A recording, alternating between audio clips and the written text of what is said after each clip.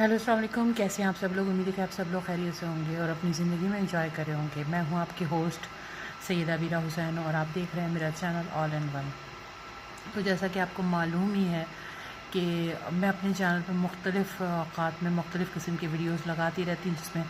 Channel के review भी होते हैं, ड्रामों के रिव्यूज़ होते हैं, कोई हॉरर स्टोरीज़ होती हैं, कभी जो है किसी फ़िल्म के बारे में, कभी किसी आर्टिस्ट के बारे में मैं अपने रिव्यूज़ देती रहती हूँ। तो आज का जो मेरा टॉपिक है वो है आयशा खान, और ये अफसोसनाक खबर आप सब तक पहुंच ही चुकी होगी कि आयशा खान जो है अपने फ्लैट में मुर्दा पाई गई और उनकी लाश जो है वो एक हफ़्ता पुरानी थी, और उस लाश की स्मेल से इस महल्ले वालों को पता चला कि उनके फ्लैट के अंदर कुछ हो गया है।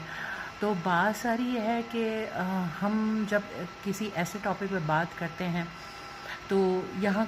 हम बहुत कोई अननोन हस्ती के बारे में हम बात नहीं कर रहे। आयशा खान को कौन नहीं जानता। ड्रामों में जिस दौर से वो काम कर रही हैं, बच्चे, बूढ़े, जवान और अधेड़ उम्र सभी एज ग्रुप के लोग जो हैं उनको जानते पहचानते हैं, और ड्रामों में मुख्तलिफ़ रोल्स के अंदर उनको देखा भी हम सब ने। और उनकी अदाकारी बहुत परफेक्ट और बहुत खूबसूरत होती थी, धीमे लहजे में डायलॉग डिलीवरी और बहुत ही खूबसूरत प्यारा अंदाज़। तो ड्रामे में जान पड़ जाती थी जब ऐसे आर्टिस्ट ड्रामे में एक्ट करते हैं, तो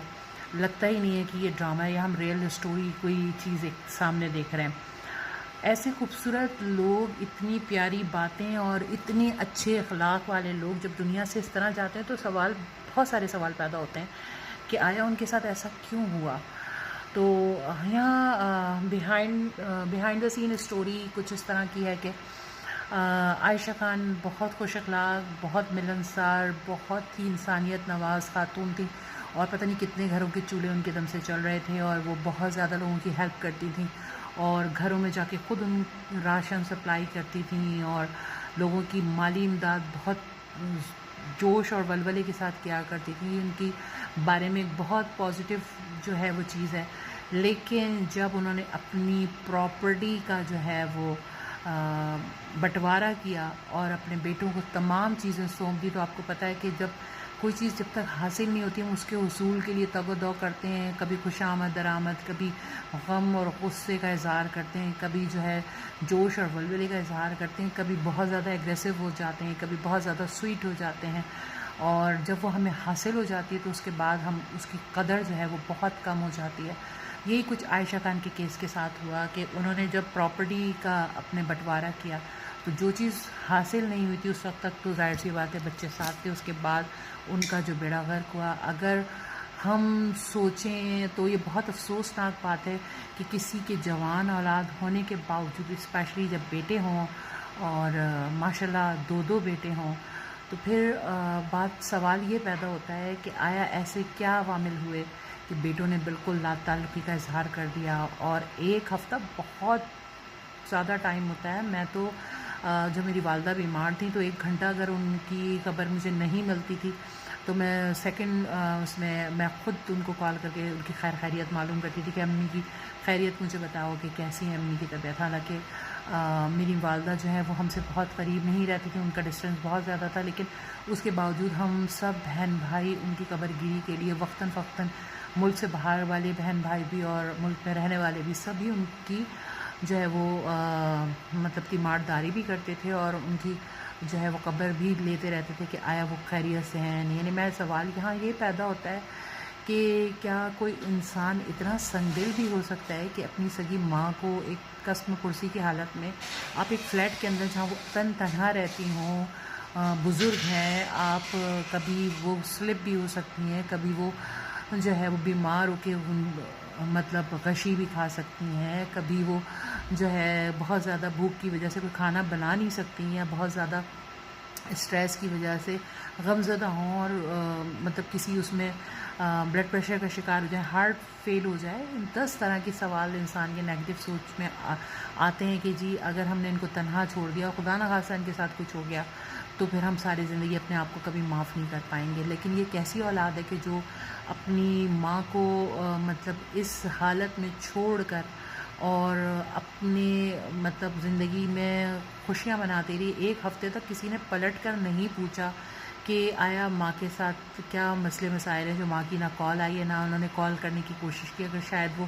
سیکنڈ ڈے کال کر لیتے، تھرڈ ڈے کال کر لیتے تو شاید وہ اتنا ڈیلے نہ ہوتا کہ تعفن پھیلنے سے محلے والوں کو کال کرنی پڑتی.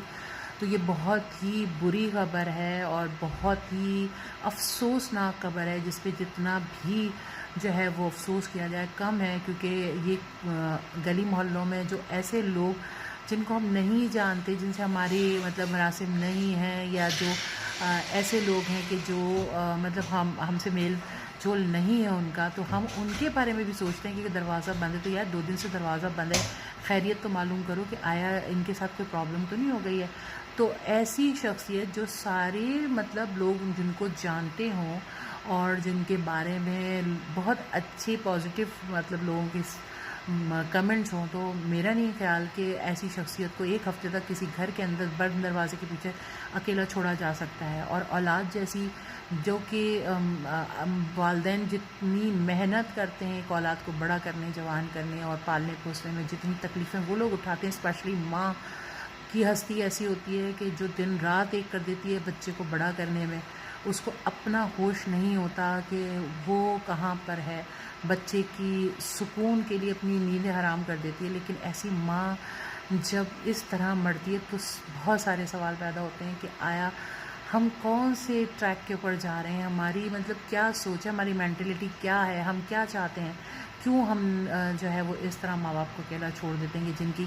جو ہے وہ کیئر کرنا ہماری رسپانسبلٹی بنتی ہے. ہم تو ایک رات کی قیمت ان کی ادا نہیں کر سکتے ان کی خدمت کی. تو 1 ہفتہ تو بہت بڑی چیز ہوتی ہے کہ آپ نے 1 ہفتے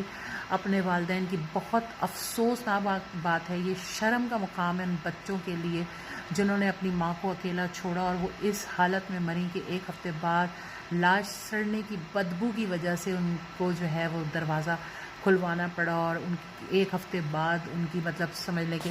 اور ان کے ساتھ کیا ہوگا، اب کیا ہوگا، ان کے پوسٹ مارٹم ہوگا، ان کی لاش کا چیر پھاڑ ہوگی. ایک تو ویسی وہ اذیت کا شکار، پتہ نہیں کس سوچ میں تھیں، اللہ جانے ان کے ساتھ کیا ایسے مسئلے مسائل تھے، وہ کس ذہنی اذیت کا شکار تھیں اور کس طرح ان کی ڈیتھ ہوئی، یہ ایک الگ کہانی ہے. لیکن جس طرح ڈیتھ ہوئی اور اس کے بعد اس لاش ان کی سڑ گئی اور اب مزید تکلیف دہ مراحل کے ان کا پوسٹ مارٹم کیا جائے گا، چیر پھاڑ کی جائے گی ان کی باڈی کی، اور اس کے بعد جو ہے پتہ چلایا جائے گا کہ ان کے مرنے کی وجوہات کیا ہیں. تو یہ بہت ہی افسوسناک واقعہ ہے جس کی جتنی مذمت کی جائے کم ہے. اور ہمیں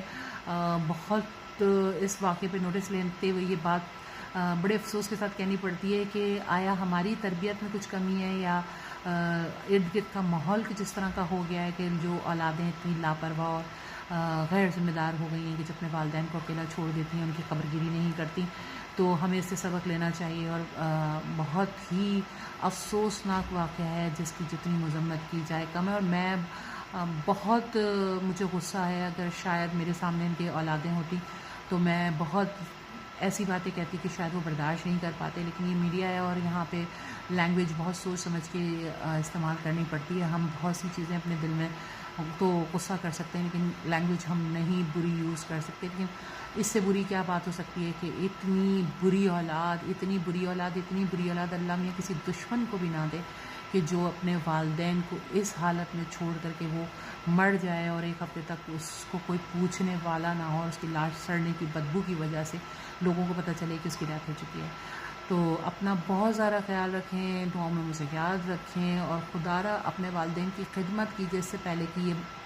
جنت کمانے کا موقع آپ کے ہاتھ سے نکل جائے. ہم لوگوں سے تو کہتے ہیں کہ جی ہمارے لیے دعا کرنا، لیکن بدبخت ہیں وہ لوگ جن کے والدین زندہ ہیں اور وہ ان کی خدمت کر کے دعائیں نہیں لیتے. تو اپنا بہت سارا خیال رکھیں. مجھے بہت افسوس ہو رہا ہے یہ ویڈیو بناتے ہوئے، میرے بہت اندر سے دل رو رہا ہے کہ اللہ میاں کسی دشمن کے ساتھ ایسا واقعہ رونما نہ کرے یا کسی کی موت اتنی دردناک نہ ہو. ہم بھی سوچنے پر مجبور ہیں کہ آیا ہماری موت کے وقت ہمارے اولادیں ہمارے ساتھ کیا کرنے والی ہیں. تو تشویشناک کھڑی ہے. خیر اپنا خیال رکھیں اور دعاؤں میں مجھے یاد رکھیں. اور کوئی بات بری لگی ہو تو اس کے لیے میں معذرت چاہتی ہوں. لیکن غصے میں انسان کوئی اچھی باتیں نہیں کرتا. غصے میں جو ہے بہت انسان کو دل میں جب تکلیف ہوتی ہے تو بہت ساری باتیں سے نکل جاتی ہیں. ٹھیک ہے، اپنا خیال رکھیں اور ملتے ہیں اگلی ویڈیو میں. اس وقت تک کے لیے اللہ حافظ.